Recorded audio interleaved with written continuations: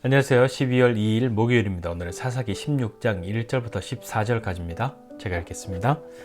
삼손이 가사에 가서 거기서 한 기생을 보고 그에게로 들어갔더니 가사 사람들에게 삼손이 왔다고 알려지매 그들이 곧 그를 애워싸고 밤새도록 성문에 매복하고 밤새도록 조용히 하며 이르기를 새벽이 되거든 그를 죽이리라 하였더라. 삼손이 밤중까지 누워있다가 그 밤중에 일어나 성 문짝들과 두 문설주와 문빗장을 빼어가지고 그것을 모두 어깨에 메고 헤브론 앞산 꼭대기로 가니라. 이후에 삼손이 소래골짜기에 들릴라라 이름하는 여인을 사랑하매 블레셋 사람의 방백들이 그 여인에게로 올라가서 그에게 이르되 삼손을 꾀어서 무엇으로 말미암아 그 큰 힘이 생기는지 그리고 우리가 어떻게 하면 능히 그를 결박하여 굴복하게 할 수 있을는지 알아보라.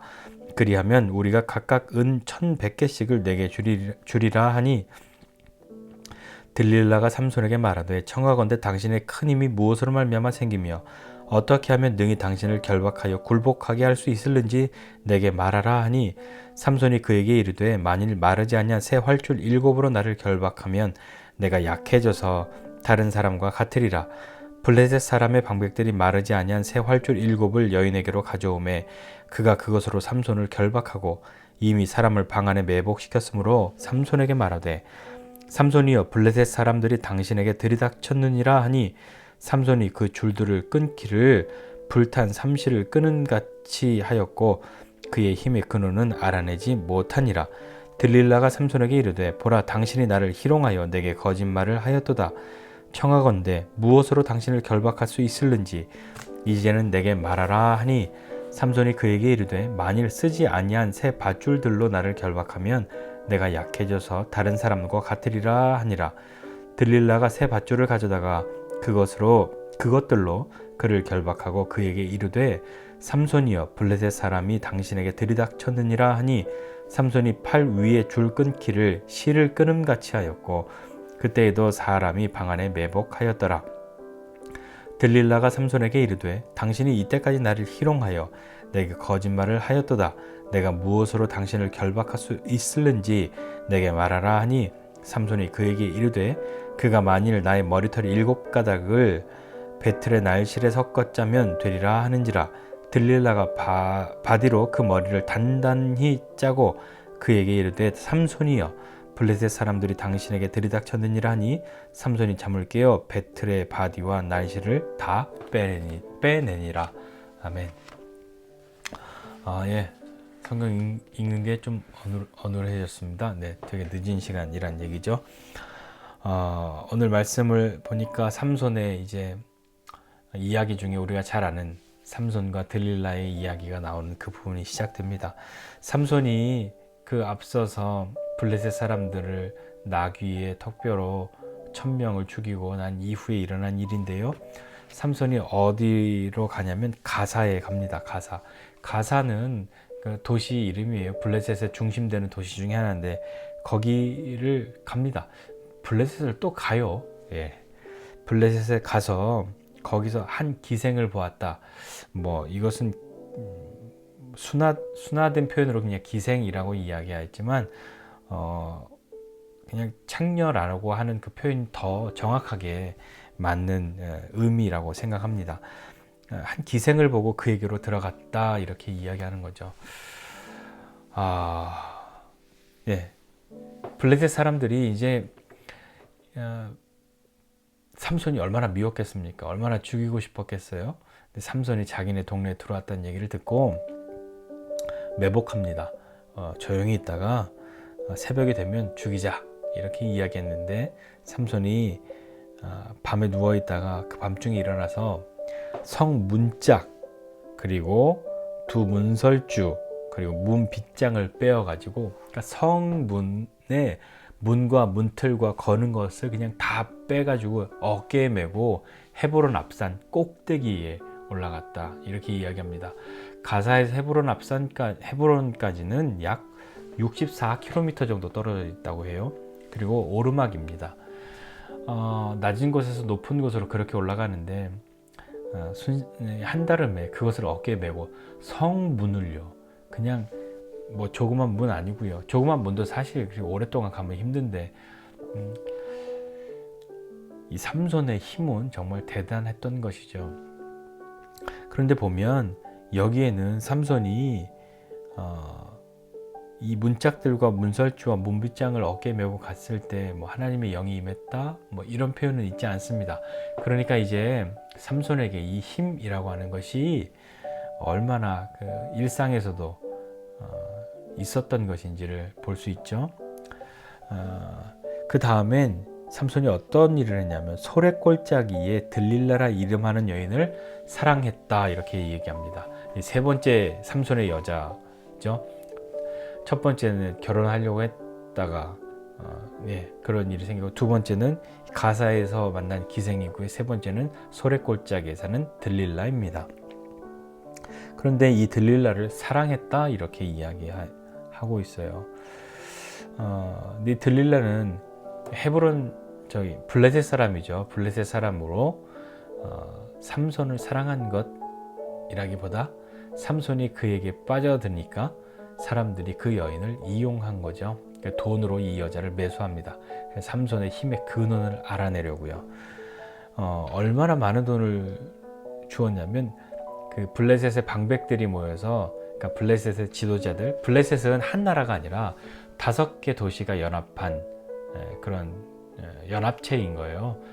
그러니까 그 대표들이 5명이잖아요. 각각 1100씩 우리가 주겠다 하니까 5500세겔, 무게로 환산하면 약 62.7kg 정도 된다고 합니다.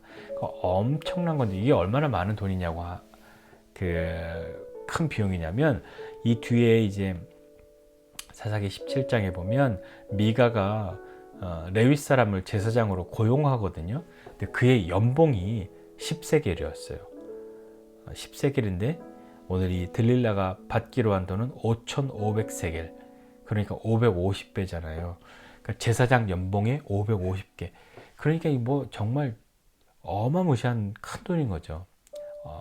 어떤 사람이 이런 큰 돈의 유혹 앞에 그냥 넘어가지 않을 사람이 얼마나 있었겠습니까?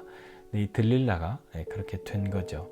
그래서 무엇을 알아내려고 했냐면 어떻게 결박하고 어떻게 그 힘의 근원을 없앨 수 있는지를 알아내려고 캐묻습니다. 삼손은 2번이나 3번이나 연거푸 거짓말로 이렇게 이야기를 하는데 들릴라도 끈질기게 계속 물어보는 거죠. 근데 마지막 3번째는, 첫 번째는 이게 뭘로 묶는다, 뭐 끈, 뭐 이런 거 얘기하다가 첫 번의 것이 뭐였죠? 새 활줄. 활줄은 죽은 짐승의 창자나 힘줄로 만드는 그런 것이라고 하거든요.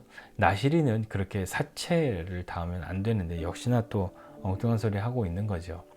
그 다음에는 새 줄, 그 다음에는 머리카락을 이렇게 짜면 된다, 이렇게 이제 정말 비밀에 가까이 다가간 거죠.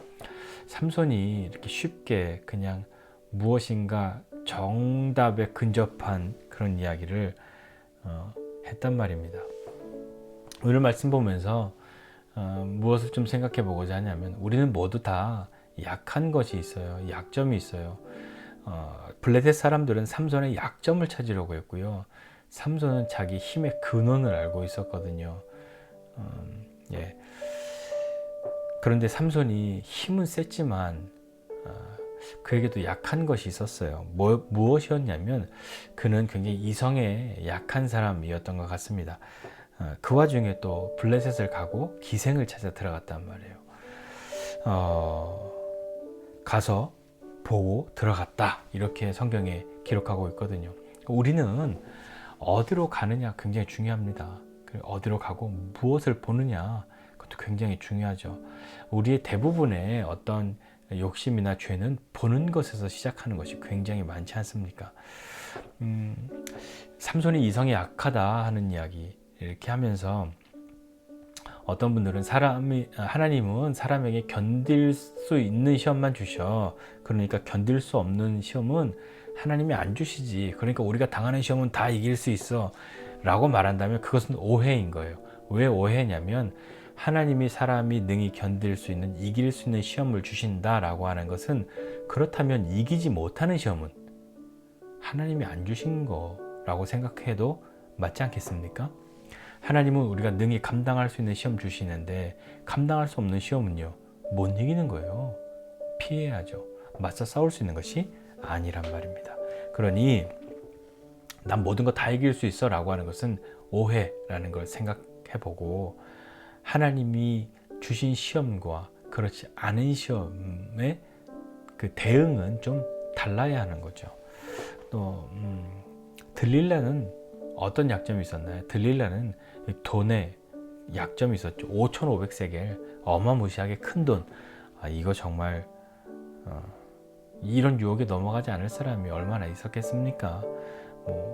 제가 요즘엔 잘 안 하지만 한동안 맨날 무슨 돈 얘기하면 100억 얘기했다가 그랬는데요. 100억 주면 이것처럼 저도 흔들리겠죠.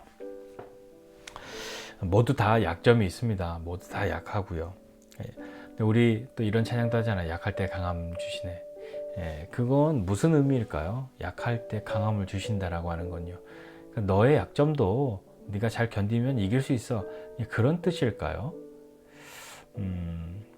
약할 때 강함을 주신다라고 하는 것에 전제 조건이 있는 것 같아요. 뭐냐면 그 약함을 인정하는 거예요. 내가 약하다는 것, 내가 약한 영역이 있다는 것, 약한 부분이 있다는 것을 인정하고 그것을 주님께 내어드려야 하는 거죠. 그 내 연약함까지도 주님께 내어드렸을 때 그때 우리는 강함을 경험할 수 있는 겁니다. 그 강함이라고 하는 것은 우리는 절대 지지 않아 라는 것과는 좀 다른 거예요.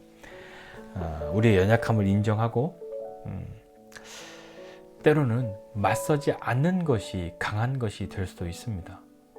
요셉의 이야기를 기억하십니까? 보디발의 아내 유혹을 그는 뿌리치고 도망갔잖아요.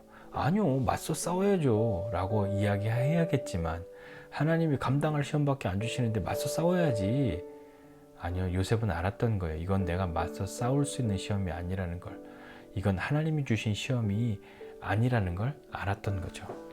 난 강하다 외치지 말고 내가 맞서서 싸울 수 없는 것이 있다는 것을 인정하고 그것을 주님께 내어드리고 도우심을 구해야 합니다.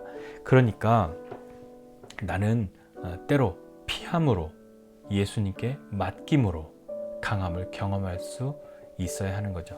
연약함을 다 가지고 있는 우리 있지 않습니까? 우리 항상 연약한 부분이 있지 않습니까? 그 부분이 왜 항상 연약함으로 남아 있습니까? 내가 그것을 다스려보고 통제해보고 더 어떻게 강하게 해보려고 하였을 때마다 모양과 크기의 차이가 있을지언정 연약한 것이었죠. 항상 넘어지는 것이었죠. 그것을 주님께 맡길 수 있는 사람이 되어야 할 겁니다. 내 연약함을 주님께 맡긴다는 것이 무엇일까요? 어떻게 생각하십니까? 내 연약함을 주님께 맡긴다. 내 연약함도 주님이 다스리신다는 것을 믿고 그 주님 앞에 그 연약함을 내어드리고, 감히 내가 홀로 하나님 나를 감당할 시험밖에 안 주셔라는 것으로 오해하지 말고 맞서 싸우지 말고 피하고 맡기는 것이 이긴다는 것. 그럴 때 약할 때 강함 주시는 것은 그렇게 할 때야 우리가 경험하게 되는 것 아니겠습니까? 우리 연약함 있지만 그 연약함을 이미 담당하신 주님이 우리가 그 연약함을 내어 맡길 때 우리를 외면하지 않으시고 우리와 함께 하셔서 그 연약함을 통하여서 하나님을 더 알고 그 연약함을 통하여서 우리가 우리의 삶 가운데에 더 깊은 하나님의 은혜 가운데로 나아갈 수 있는 길을 열어주실 겁니다. 연약하다고 하여서 절망하고 도망가지만 여기서 도망가라는 건 아까 맞서지 말라는 말과 다른 의미예요. 그러니까 내가 연약하다고 해서 하나님을 피해 도망가고 그러지 말고 연약함을 통하여서 주님 앞에 더 나아갈 수 있는 저와 여러분 모두가 되시기를 주님의 이름으로 축복합니다. 기도하겠습니다. 하나님 아버지, 은혜와 사랑을 감사드립니다. 하나님 모든 사람 아니 나는 연약함이 있습니다. 내 연약함 내가 이미 알고 있는 것도 있고 나는 인정하지 않지만 연약함도 있습니다.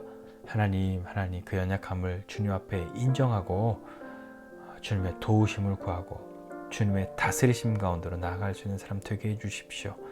하나님, 오늘 늘 사탄은 우리의 연약함을 공격합니다. 내 강한 부분을 공격하지 않고 항상 나의 약한 부분을 조금씩 찔러보면서 그렇게 공격하는데, 주님, 그것에 무뎌지는 사람 되지 않고 항상 우리 연약함을 주님께 고하고 주님의 도우심을 경험하는 믿음의 삶 살아가는 우리 모두 될 수 있도록 은혜 베풀어 주십시오. 감사드리고 예수님의 이름으로 기도드립니다. 아멘.